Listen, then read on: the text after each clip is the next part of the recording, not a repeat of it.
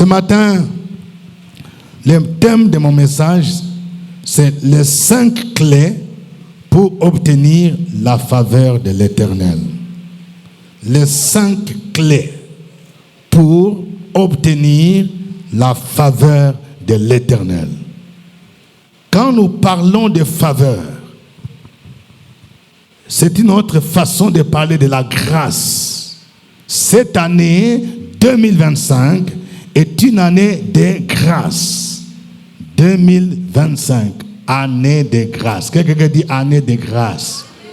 La grâce, c'est la faveur. En hébreu, le hesed, la faveur de l'Éternel.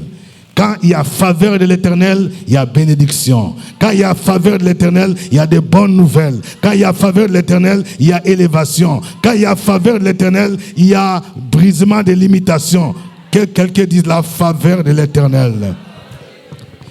Qui veut obtenir la faveur de l'Éternel? Alors, il y a les 5 clés. C'est comme les clés de la maison. Quand tu prends la clé, tu as ça, tu entres et tu as la faveur. Si tu n'as pas ces 5 clés, c'est compliqué. Voici la première clé.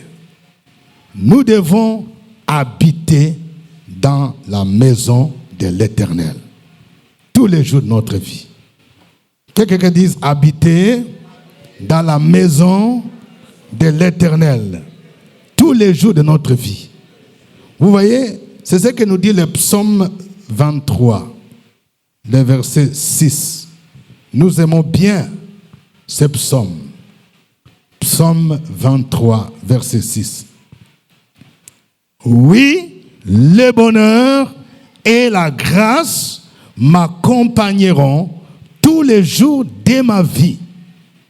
Et j'habiterai dans la maison de l'Éternel jusqu'à la fin de mes jours. Vous voyez, les 2 clauses sont liées. David n'a fait que tirer une conclusion.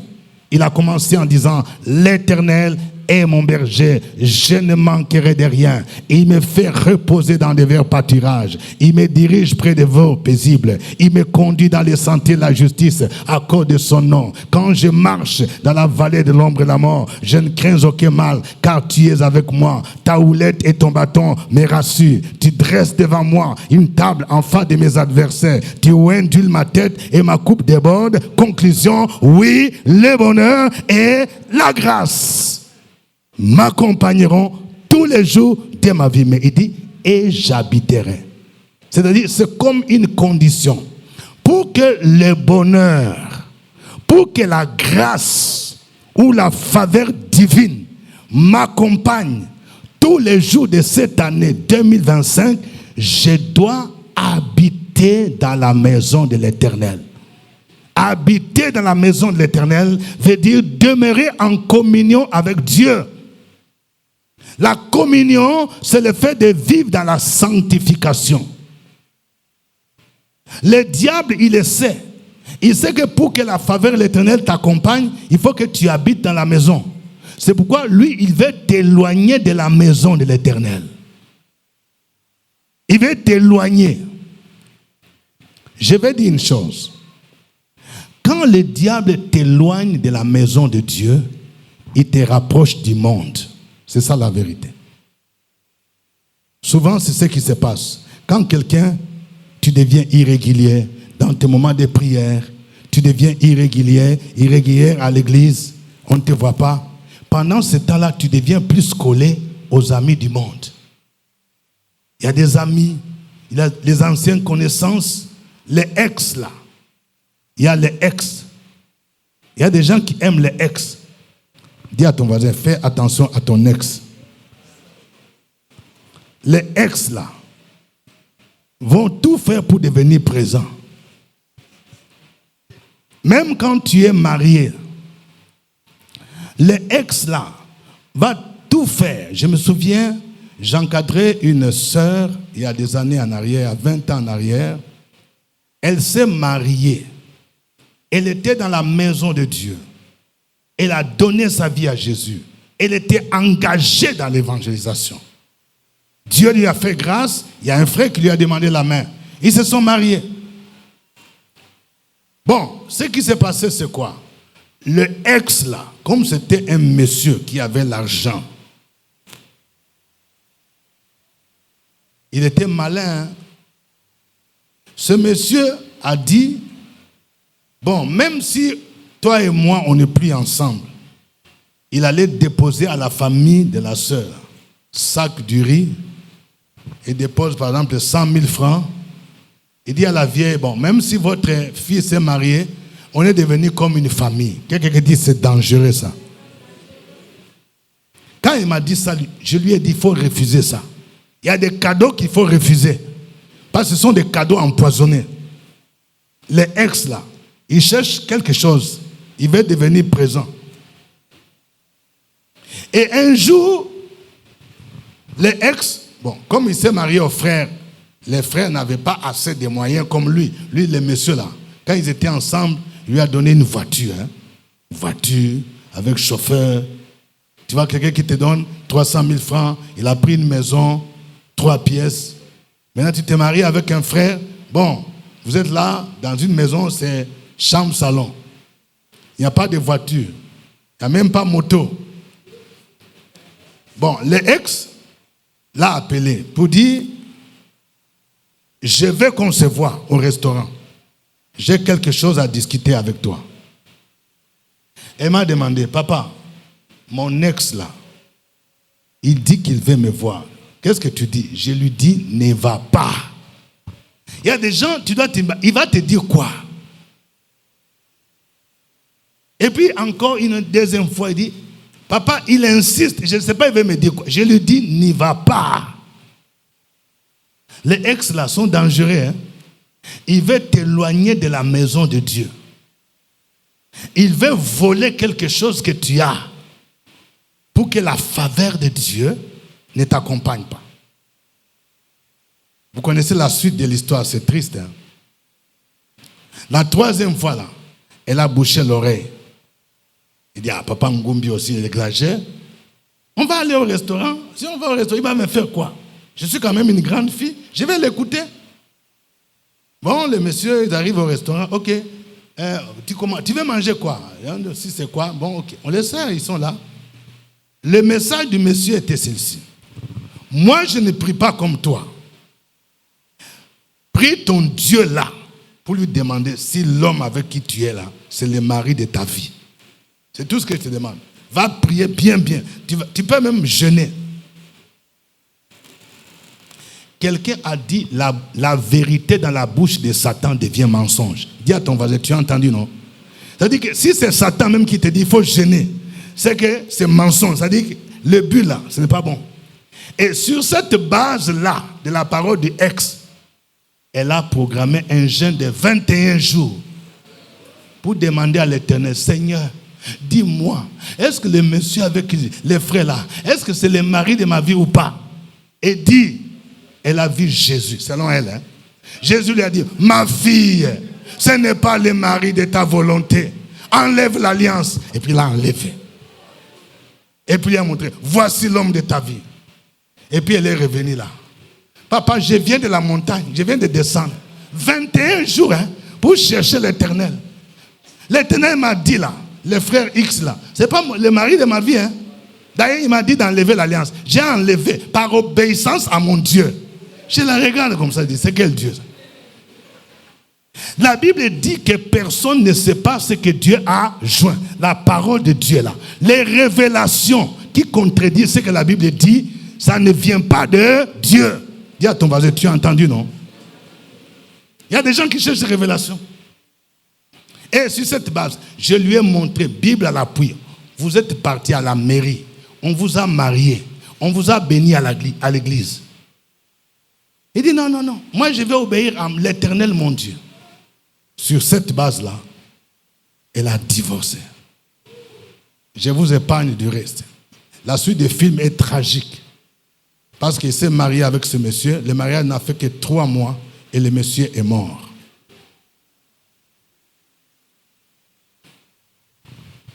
L'ennemi cherche à t'éloigner. Quand il voit que, quand tu es dans la maison de l'Éternel, il veut t'éloigner. Il va venir avec plusieurs stratégies Il va te proposer l'argent, il va te proposer ceci, il va te proposer cela. C'est pourquoi David dit, j'habiterai une position de stabilité, c'est-à-dire je ne bouge pas là où je suis. Tu dis Jésus, ton pied, mon pied. J'habiterai dans la maison de l'Éternel jusqu'à la fin de mes jours. Parce que le bonheur et la grâce m'accompagneront.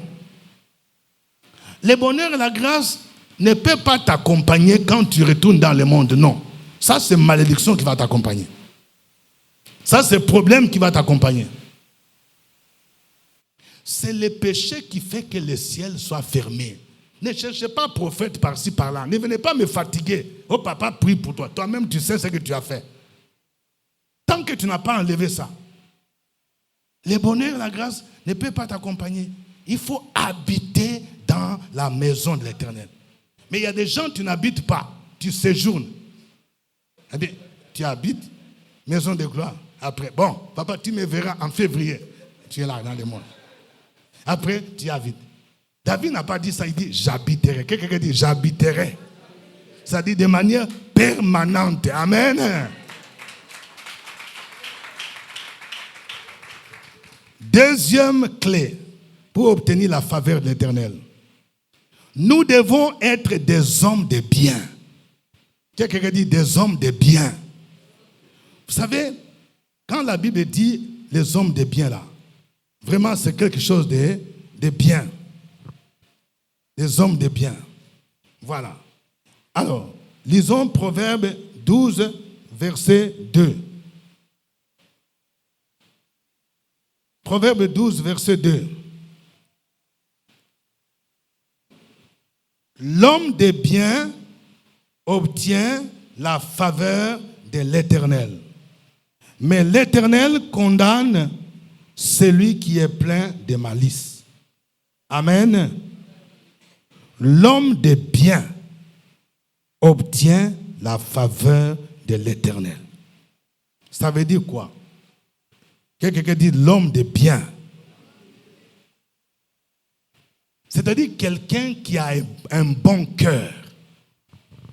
Quelqu'un qui ne veut pas faire du mal à son prochain. C'est ça un homme de bien. Pas quelqu'un qui est là pour méditer le mal. Tu veux le malheur des autres. On dit, l'homme de bien obtient la faveur de l'Éternel. Mais l'Éternel condamne celui qui est plein de malice. L'homme de bien, c'est une autre appellation des gens qui sont méchants. Il y a des gens qui sont méchants. Dans la Bible, il y a un exemple, c'est Joseph. Quelqu'un dit Joseph. Vous voyez, Joseph, qui était le mari de Marie, le fiancé, parce qu'il ne l'a pas connu. La Bible nous dit que Joseph était un homme de bien. Lorsque nous lisons Matthieu chapitre 1, verset 19,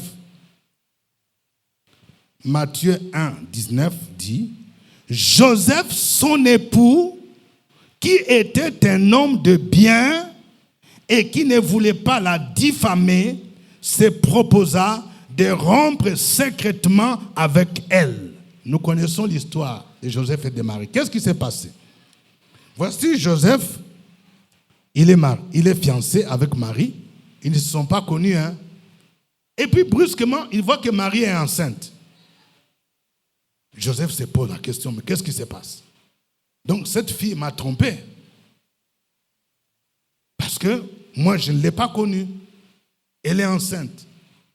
Et le texte dit, Joseph qui était un homme de bien, il ne voulait pas la diffamer. Vous savez, la diffamation, c'est le fait de chercher à détruire la réputation de quelqu'un.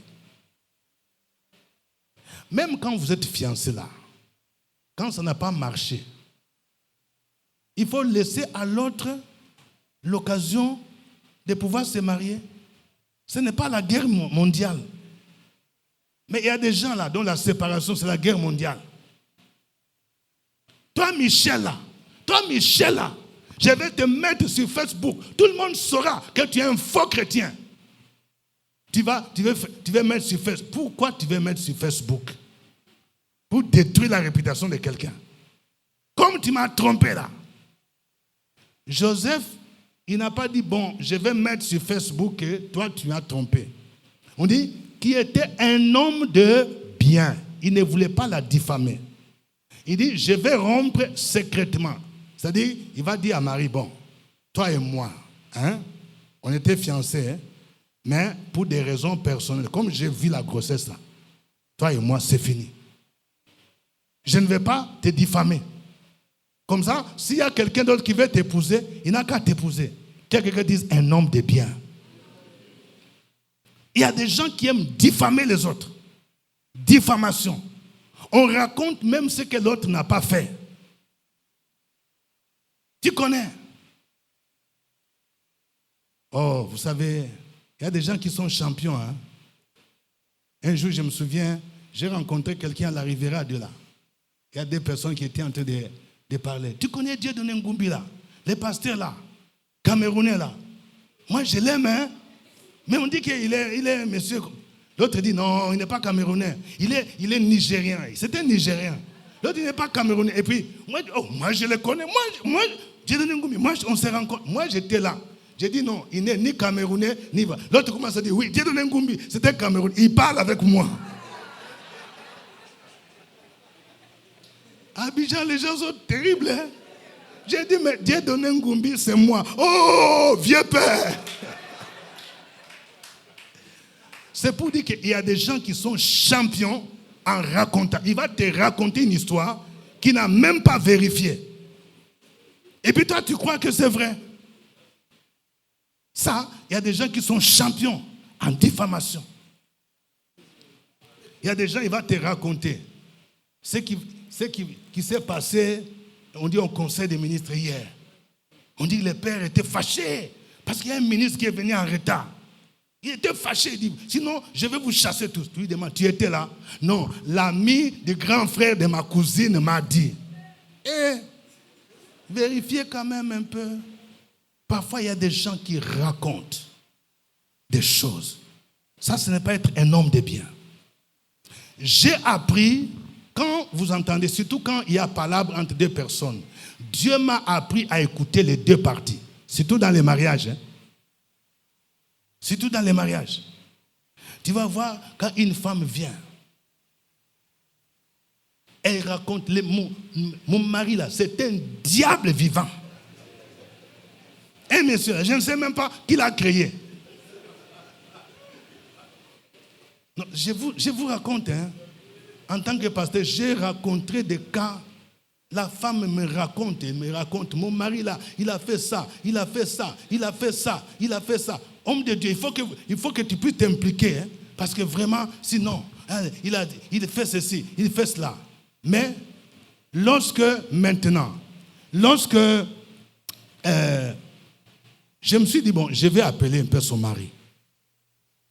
J'appelle le mari, il dit, je vais te voir. C'est un monsieur respectable dans ce pays. Je lui ai posé la question, qu'est-ce qui se passe avec ta femme? D'abord, la première chose, le monsieur me dit, homme de Dieu, je vous respecte beaucoup. Est-ce que tu sais que la femme là, ce n'est pas ma première femme, J'ai la mère de mes enfants, on était ensemble, avec 4 enfants. Elle venait comme une prophétesse, pour dire que le Seigneur l'a envoyée pour prier pour notre couple. Et puis il a donné une révélation sur laquelle ma femme était sorcière. Et j'ai chassé ma femme, c'est ainsi que je l'ai épousée. J'ai dit, ah oh, c'est une histoire comme ça. Et il m'a raconté une autre version à vous laisser dormir debout. Mais quand j'ai entendu la version de la femme, c'est le monsieur qui est diable. Maintenant, quand j'ai entendu la version du monsieur, je dis, mais qui est diable ou diablesse? Un homme de bien ne cherche pas à détruire la réputation de l'autre. Un homme de bien obtient la faveur de l'Éternel. Comme Joseph. 3e élément. Pour obtenir la faveur de l'Éternel, Nous devons rechercher la sagesse divine. Quelqu'un dise la sagesse divine. Rechercher la sagesse divine. Proverbe 8, 33 à 35. Proverbe 8, 33 à 35. Écoutez l'instruction pour devenir sage. Ne la rejetez pas. Heureux l'homme qui m'écoute, qui veille chaque jour à mes portes et qui en garde les poteaux. Car celui qui me trouve a trouvé la vie et il obtient la faveur de l'Éternel. Vous voyez, le livre des Proverbes nous parle beaucoup de la sagesse. La sagesse personnifiée, c'est Jésus. On dit, écoutez l'instruction pour devenir sage. Celui qui veille chaque jour sur mes paroles, qui en garde les poteaux, celui qui me trouve, c'est-à-dire qui a trouvé la sagesse, a trouvé la vie et il obtient la faveur de l'Éternel. Quelqu'un dit la sagesse. Vous savez, la sagesse divine est différente de la sagesse du monde. La sagesse divine est une sagesse qui est pure. C'est pourquoi nous devons être sages dans la vie. Vous savez, c'est pourquoi même quand vous voulez avoir des conseillers, il faut avoir des conseillers qui sont sages. Il y a des gens qui ne sont pas sages. Même quand ils prennent le pouvoir, là, ils ne sont pas sages. Vous connaissez l'histoire de Roboam, le fils de Salomon. Quand Roboam, celui qui a succédé, Salomon a pris le pouvoir,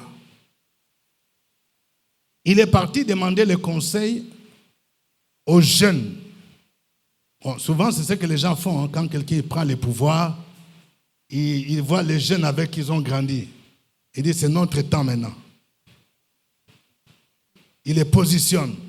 Il leur a posé la question, bon, moi j'ai pris le pouvoir. Est-ce que vous pouvez me donner des conseils? Parce qu'il semble que Salomon était dur dans sa manière de diriger le peuple. Il a apaisanti un joug qui était dur, c'est-à-dire les chefs qui sont durs là, impôts, quand quelqu'un fait quelque chose, allez, dur, beaucoup de choses, impôts par-ci, impôts par-là. Tu n'as pas fait telle chose, allez, en prison. Et les jeunes lui ont dit, ça là, il faut même être plus dur que ton père. Quand tu es chef là, il faut qu'on te respecte. Si ton père était dur là, toi tu dois être 2 fois plus dur même. Parce que l'autorité s'impose. Bon. Mais avant, il est parti d'abord demander les sages. Hein? Les sages, ah, moi j'ai pris le pouvoir. Qu'est-ce que vous me dites? Les sages lui ont dit, mon fils, si tu veux bien régner là, si tu veux que ton mandat se prolonge là, il ne faut pas faire ce que ton père a fait. Ton père a été dur avec le peuple. Toi, il faut être un peu sympa, il faut alléger. Mais quand il est parti voir les jeunes gens de sa génération, ils ont dit non, il ne faut pas écouter les vieux là. Hein. Le temps des vieux est passé. Il faut être plus dur même. Et on dit, il laissa les conseils des sages. Il a adopté les conseils des jeunes gens. En conséquence, le pays a été divisé en 2. Et ça se voit aujourd'hui même dans le monde. Hein. Moi, je ne suis pas politicien, mais vous allez voir dans les pays où les gens ne veulent pas privilégier les dialogues là. C'est comme ça que ça se passe. Les 10 tribus du Nord, ils ont dit, bon, nous, on ne te reconnaît pas. Ils ont choisi les rois qui s'appelaient Jéroboam, avec Samarie pour capitale. Et les 2 tribus du Sud, là, c'est là où il a régné. Et c'est comme ça qu'il y a eu division. Tout simplement parce que quelqu'un qui régnait n'a pas voulu suivre la sagesse. Quelqu'un dise la sagesse. Même en tant que chrétien. Il y a des gens qui ne savent pas gérer des révélations. Hein. Moi, Dieu me révèle des choses. Moi, il y a souvent des gens qui viennent me voir en tant que pasteur. Papa, Dieu m'a révélé des choses. À la maison de gloire, il y a des choses. Je te regarde. Il t'a révélé quoi? Ah, il y a ça, il y a ça. C'est bien. Mais une chose, c'est d'avoir la révélation. Deuxièmement, c'est savoir comment tu agis. Il y a des gens, avec ta révélation là, tu vas tout gâter. Dans une famille, ici à Cocody, il y avait des sœurs qui priaient. Grande sœur, petite sœur. Elles avaient l'habitude de faire une prière par chaque semaine. Vous voyez, il y a des familles comme ça, hein, où ils sont unis, elles prient ensemble, elles prient. Bon, il y a un prophète qui est venu de quelque part, qui est venu pour dire, bon, moi je vais vous communiquer l'onction. Et il est venu, il a prié sur tous les gens, c'était dans une famille là. Il a communiqué l'onction même sur une fille, la servante, qui était musulmane. Reçoit l'onction. Et la servante entre en transe. Oui. On dit qu'elle a reçu l'onction. À partir de ce jour-là, quand ils font la prière des familles là, c'est elle qui dirigeait maintenant tout dans la maison. Oui, c'est moi l'Esprit de Dieu. C'est moi l'Esprit de Dieu. Allez à la porte là. On a enterré quelque chose. Allez déterrer. Et tout le monde ça va. Allez à la chambre là. À la chambre, il y a quelque chose. Il y a quelque chose. Les pannes là. Donc il faut enlever ça. Il faut brûler. Donc c'est tout ce que la servante là, qui est devenue prophétesse. Et comme il fallait s'attendre, un jour quand ils étaient en pleine prière, elle dit, la grande sœur là, tu es sorcière, ainsi parle l'Éternel. Tu dois quitter ces lieux. Tu dois quitter ces lieux. Et les sœurs là disent, ah, grande sœur, c'est l'Esprit qui a parlé, il faut quitter. Hein? Devant les enfants, devant la famille. Et c'est une personne respectable. Quand elle a vécu ça, comme j'ai prié un peu avec la famille, il m'a cherché. Pasteur Ngumbi, voici ce qui vient de se passer. Humilié dans la famille. La servante de ma soeur là. On dit c'est elle, un prophète lui a imposé la main. Il dit moi je suis sorcier. Et on m'a fait sortir. Tous les enfants regardaient. Donc la tantine là est sorcière. Moi. Bon. Je me suis dit, mon problème c'est, est-ce que c'est vrai ou ce n'est pas vrai? Je suis parti leur dire que Dieu n'opère pas comme ça. Même si cette révélation venait de Dieu, ce n'est pas comme ça. Il y a la sagesse. Dieu ne peut pas opérer comme ça et humilier dans une famille la grande sœur comme ça. Quelqu'un dit la sagesse. Il y a des gens qui gâtent leur affaire parce qu'il manque la sagesse. Tu es là. Moi, j'ai les révélations. Tu t'en vas en parler partout. Révélations. Les songes que tu as faits. C'est pas ce que Joseph a fait. Il a vu un songe et puis fait réunion de famille. Il dit, Ruben, oui. Judas, viens. Je vais vous dire, moi là, est-ce que vous savez que je vais vous dépasser? J'ai vu ça en songe. La lune, les étoiles, se prosterner devant moi. Il dit, ah bon, reprends encore. C'est quoi là? Dis à ton voisin, il y a des songes même qu'on ne raconte pas. Par sagesse. Parce que Dieu peut te révéler quelque chose, mais il ne t'a pas dit qu'il faut parler à quelqu'un.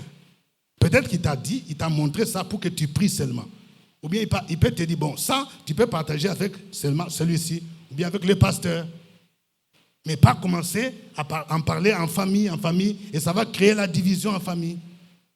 Donc, si tu veux obtenir la faveur de l'Éternel, il faut suivre la sagesse. Quelqu'un qui dit la sagesse. Quatrième clé. Nous devons chercher premièrement le royaume et la justice de Dieu. Cherchez premièrement le royaume et la justice de Dieu. Or, si tu veux la faveur de Dieu. 2 Chroniques, chapitre 9, versets 7 à 8. 2 Chroniques 9, 7 à 8. Nous lisons. Heureux tes gens, heureux tes serviteurs qui sont continuellement devant toi et qui entendent ta sagesse. Béni soit l'Éternel ton Dieu, qui t'a accordé la faveur de te placer sur son trône comme roi pour l'Éternel ton Dieu. C'est parce que ton Dieu aime Israël. Vous voyez, ça, ce sont des paroles de la reine de Séba quand elle est venue visiter Salomon. Parce que la reine de Séba, c'est une dame qui a entendu parler de la richesse, de la gloire de Salomon. Elle est venue de très loin. Et quand elle a vu Salomon avec ses serviteurs, c'est elle qui a dit, heureux tes gens, heureux tes serviteurs qui sont continuellement devant toi et qui entendent ta sagesse. Béni soit l'Éternel ton Dieu, qui t'a accordé la faveur. C'est-à-dire que la reine de Séba constate que cet homme Salomon a obtenu la faveur de Dieu. Mais pourquoi il a obtenu la faveur? C'est parce que dans sa prière, Salomon a cherché premièrement le royaume de Dieu. C'est ça. Dans sa prière, il a cherché premièrement. Écoutez la prière de Salomon. Quand Dieu est apparu à Salomon, on revient dans 1 Roi chapitre 3. 1 Roi 3, 8 à 13. Parce que Dieu est apparu à Salomon et lui a posé une question. Demande-moi ce que tu veux. Si à Maison de Gloire, Jésus venait ici, il dit, il faut écrire seulement un seul sujet. Et je suis sûr, il y a des gens avec visa pour Canada, visa pour la France, trésor, impôt, Yango, ENA. Bon, écoutez la prière de Salomon. 1 Roi 3, 8 à 13. Ton serviteur est au milieu du peuple que tu as choisi. Peuple immense, qui ne peut être ni compté ni nombreux à cause de sa multitude. Accorde donc à ton serviteur un cœur intelligent pour juger ton peuple, pour discerner le bien du mal. Car qui pourrait juger ton peuple, ce peuple si nombreux? Cette demande de Salomon plut au Seigneur. Et Dieu lui dit, puisque c'est là ce que tu demandes, puisque tu ne demandes pour toi ni une longue vie, ni les richesses, ni la mort de tes ennemis, et que tu demandes de l'intelligence pour exercer la justice, voici, j'agirai selon ta parole. Je te donnerai un cœur sage et intelligent, de telle sorte qu'il n'y aura eu personne avant toi et qu'on ne verra jamais personne de semblable à toi. Je te donnerai en outre ce que tu n'as pas demandé, des richesses et de la gloire, de telle sorte qu'il n'y aura pendant toute ta vie aucun roi qui soit ton pareil. Amen. Vous entendez, Dieu est étonné de la prière de Salomon. Salomon dit, moi, ce que je demande là, c'est l'intelligence et le discernement pour bien diriger le peuple. Dieu dit, bon, moi je croyais que tu allais demander une longue vie. Pour nous aujourd'hui, c'est l'équivalent d'un mandat long. Elle allait demander 5 mandats. Parce que souvent, c'est que Salomon n'a pas demandé ça. Hein? Il dit, je croyais que tu allais demander les richesses. C'est ce que les gens demandent. Il faut que je puisse acheter tel palais à New York, à Washington, à Paris, par-ci, par-là. Souvent, il semble que c'est ce que la plupart de nos chefs africains font. Ils deviennent très riches, extrêmement riches, avec les familles. Salomon n'a pas demandé ça. Et puis, Dieu dit, parce que tu n'as pas demandé la mort de tes ennemis. Généralement, un roi, quand il prend le pouvoir, ce que les gens font, c'est commencer à éliminer tous les opposants là. Donc tous les gens qui gênent là, Il faut les éliminer, les faire disparaître. Mais Dieu dit à Salomon, mais attends, tu m'étonnes? Parce que moi, je croyais que c'est ça que tu allais demander. Tu ne demandes ni des richesses, ni une longue vie, ni un mandat qui va, je ne sais pas jusqu'à quelle année. Tu ne demandes ni la mort de tes ennemis, mais tu demandes la sagesse, le discernement. Il dit, je te donne la sagesse. Mais j'ajoute même ce que tu n'as pas demandé. Je te donne la richesse et la gloire. Ça veut dire qu'il a cherché premièrement le royaume et la justice de Dieu. C'est pourquoi il a eu la grâce.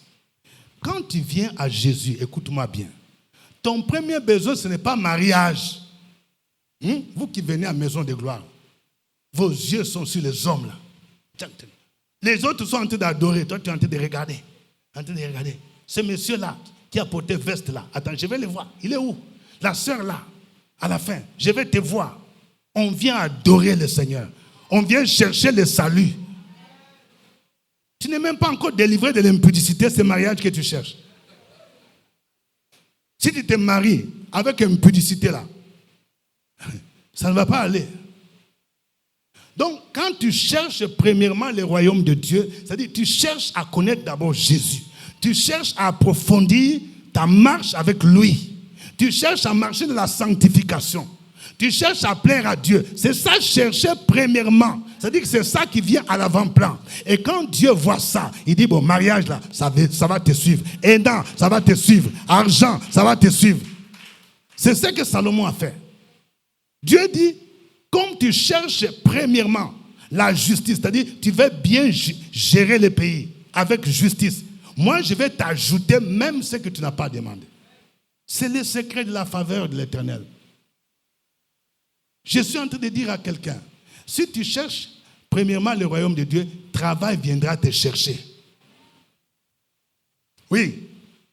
Je connais des gens ici où travail vient te chercher à la maison. On t'appelle. David là, travail est parti le chercher. N'est-ce pas? David n'a jamais postulé, demande de CV, emploi là. Il paissait les brebis de son père. Et Dieu a envoyé le prophète Samuel chez Isaïe. Il fait passer tout le monde. Parce que lui n'était même pas parmi les gens qu'on voyait qu'il pouvait être quelque chose. Peut-être que tu es méprisé même dans ta famille. Ton père ou tes parents disent que non, elle là, tout le monde peut réussir sauf toi. Mais la Bible déclare, la pierre qu'ont rejeté les bâtisseurs est devenue la principale langue. On a fait passer les frères aînés, Eliab. Dieu dit que ce n'est pas lui. On fait passer tout le monde. Et puis les prophètes demandent, est-ce que ce sont tous tes enfants? Il dit, bon, il ne reste qu'un petit là. Lui, il est au champ. Est-ce que lui là, est-ce qu'il peut être même maire? Dis à ton voisin, ne méprise personne. Hein.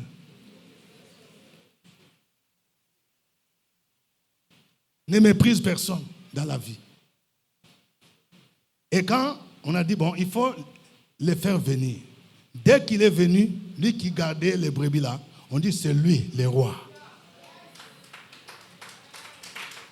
Quand tu cherches la faveur de Dieu là, mariage viendra te chercher. Travail viendra te chercher. L'argent va te localiser. Mais cherche premièrement le royaume et la justice de Dieu. Tu ne dois pas courir pour chercher le matériel, pour chercher l'argent. Personnellement, dans le ministère, Dieu m'a appris de ne pas courir derrière l'argent. Le Seigneur m'a dit, si tu me sers dans la vérité, je vais pourvoir à tes besoins. Tu auras le nécessaire.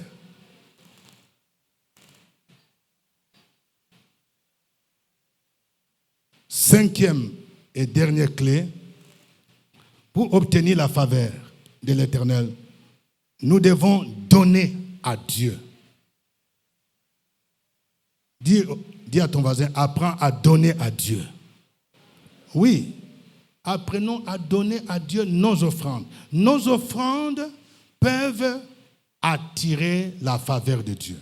Mais ce sont des offrandes faites avec un bon cœur. Pas des offrandes qu'on donne en murmurant. Lévitique chapitre 1, versets 3 à 4. Lévitique 1, 3 à 4. Si son offrande est un holocauste de gros bétail, il offrira un mâle sans défaut. Il offrira à l'entrée de la tente d'assignation devant l'Éternel pour obtenir sa faveur. Il posera sa main sur la tête de l'holocauste qui sera agréé de l'Éternel pour lui servir d'expiation. Vous voyez, ici on est en train de donner la règle. Vous savez, en Israël, il y avait plusieurs types de sacrifices. Il y avait un sacrifice qu'on appelait l'holocauste. L'holocauste était un sacrifice qui était consumé entièrement. C'est-à-dire, quand vous venez là, on pose sur le feu, on brûle tout. Et l'odeur devrait monter devant le Seigneur, qui était comme un signe de la consécration.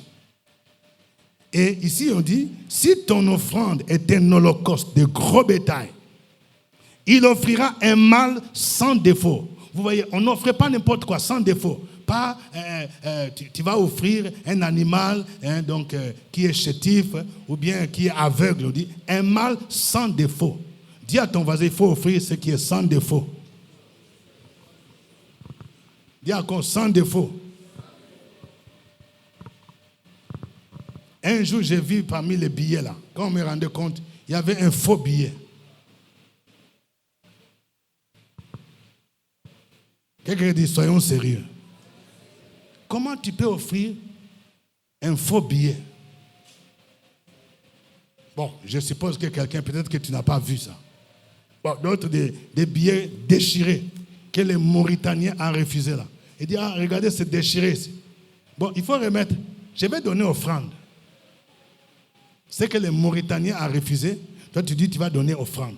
On dit, un mâle sans défaut. Quand tu donnes quelque chose à Dieu, ça doit être sans défaut, propre. On dit, il offrira pour obtenir sa faveur. C'est-à-dire que quand tu viens avec une offrande, avec un cœur bien disposé, ton offrande peut attirer la faveur de Dieu. Nous avons un exemple dans la Bible. L'histoire de Caïn et d'Abel. Vous savez, quand j'ai lu pour la première fois cette histoire, je me suis posé la question, pourquoi Dieu a agréé l'offrande d'Abel et puis il a rejeté l'offrande de Caïn? Genèse 4, 3 à 5. Au bout de quelque temps, Caïn fit à l'Éternel une offrande des fruits de la terre. Et Abel de son côté en fit une des premiers-nés de son troupeau et de leur graisse. L'Éternel porta un regard favorable. Quelqu'un qui dit un regard favorable, c'est-à-dire la faveur. Il y a des offrandes, quand Dieu regarde là, il dit oui, la sœur là, il faut que je fasse quelque chose. Le frère là, on dit, il porta un regard favorable sur Abel et sur son offrande. Mais il ne porta pas un regard favorable sur Caïn et sur son offrande. Caïn fut très irrité et son visage fut abattu. Alors, je vais vous dire des choses que Dieu m'a révélées sur l'offrande d'Abel. C'était une offrande prophétique qui répond aux normes divines. D'abord, on dit, il a pris une des premiers-nés. Qu'est-ce que ça veut dire? Les premiers-nés, ça nous rappelle la notion de prémisse, ce qui est premier. Il y a des gens, même quand tu as ton argent là, tu as ton salaire, il y a des gens, quand ils commencent à faire les partages là. Bon, ok, j'ai 300 000 francs. Loyer, 120 000 francs. Après, CIE. Après, il y a la vieille qui a demandé 50 000. Après, la nourriture.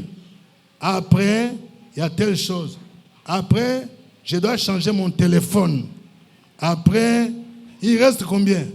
Ah, dîme là, vraiment, bon, Dieu, il y a trop de dépenses. Trop de dépenses. Vraiment, ça là, on n'a qu'à voir au mois de mars. Il y a des gens qui font ça comme ça. C'est-à-dire, la part de Dieu là, c'est après. C'est-à-dire que tu as d'abord des dépenses. Ça, c'est prioritaire. Ça, c'est prioritaire. Ça, c'est prioritaire. Jésus là, c'est après.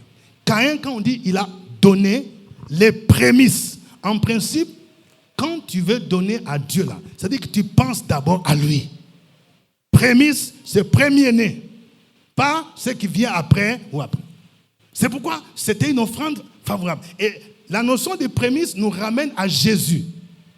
Jésus, on dit, il est le premier-né d'entre les morts. C'est-à-dire qu'il est le premier à être ressuscité. On dit, il a pris les prémices, donc, de son troupeau. Deuxièmement, l'offrande d'Abel répondait aux normes divines. Parce que il a pris un animal. Il fallait que le sang coule. Selon les principes divins, on ne peut pas s'approcher de Dieu sans effusion de sang. La Bible nous dit dans Hébreux 9, 22, sans effusion de sang, il n'y a pas de pardon. Donc, son offrande était prophétique. Son offrande préfigurait l'offrande, la mort de Jésus sur la croix. Tandis que Caïn, lui, il a pris les fruits de la terre. Il a pris, je ne sais pas s'il a pris mangoustan, il a pris je ne sais pas quoi, avocat, tout ça là. Dieu dit, mais tout ça, ça ne m'intéresse pas. Il faut offrir une offrande qui répond aux normes divines. Et c'est pourquoi Dieu a porté un regard favorable sur Abel et sur son offrande. Donc, ton offrande peut attirer la faveur divine pour qu'il puisse libérer la bénédiction sur ta vie. Amen. Nous allons récapituler les 5 clés pour obtenir la faveur divine. Premièrement, nous devons habiter dans la maison de l'Éternel tous les jours de notre vie. Deuxièmement, nous devons être des hommes de bien, comme Joseph. Quelqu'un qui ne veut pas diffamer, quelqu'un qui ne veut pas nuire à d'autres personnes. Troisièmement, nous devons rechercher quoi? La sagesse divine. Et quatrièmement, nous devons chercher premièrement le royaume et la justice de Dieu. Et cinquièmement, nous devons donner nos offrandes pour attirer la faveur divine. Amen. Que Dieu vous bénisse. Que Dieu vous bénisse. On va se lever. Nous allons nous lever pour prier le Seigneur. Chacun va prier pour dire, Seigneur, aide-moi à obtenir ta faveur. Si tu te rends compte qu'il y a un point qui fait défaut dans ta vie, il faut demander pardon au Seigneur. Il faut changer ta façon de faire, ta façon de voir, pour que cette année, tu obtiennes la faveur de l'Éternel. Prions le Seigneur. Élève ta voix. Merci Seigneur. Alléluia.